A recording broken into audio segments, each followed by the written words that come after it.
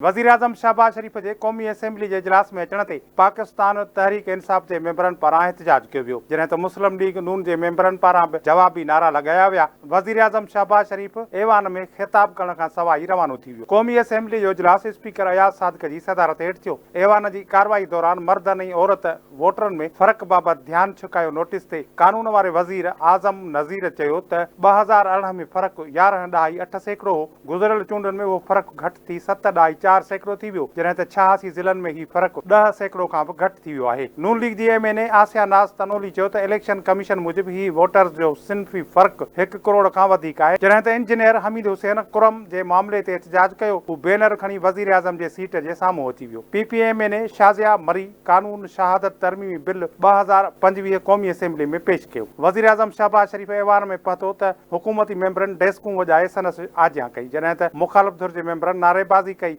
नमाज़ जे वक़्तु पीटीआई मेंबरनि एहतजाज बंदि कयो ऐं बाद में वरी ॿीहर एहतजाज शुरू कयो। पीटीआई मेंबरनि एजेंडा जूं कापियूं फाड़े छॾियूं ऐं पीटीआई बानीअ जे आज़ादीअ जो मुतालबो कयो ऐं नारा हया। PTI chairman barrister Gohar opposition leader Omar Ayub बि एहतजाज कंदड़नि सां गॾु हुआ। वज़ीर आज़म जी सीट जे साम्हूं अता तारड़, इब्रार मलिक ऐं हनीफ अब्बासी मौजूदु रहिया। वज़ीर आज़म तक़रीर खां सवाइ ऐवान मां वापसि हलियो वियो। नेक्सन आलमी यूनिवर्सिटी हेल्थ एंड टेक्नोलॉजीज़ जे क़याम जो बिल अंजुम अकील ख़ान पेश कयो, जेको मंज़ूर कयो वियो। पीपीएमएनए आगा रफ़ीउल्लाह 25% ॿारनि खे स्कॉलरशिप ॾियण जी तरमीम पेश कई, जंहिं ते कानून वारे वज़ीर चयो त उनखे 10% कयो वञे। सैयद नवीद कमर चयो त अॼु बिल खे पास कयो वञे, बाद में तरमीम करे सघूं था, जंहिं बाद स्पीकर इजलास सुभाणे 2 वॻे ताईं मुलतवी करे छॾियो।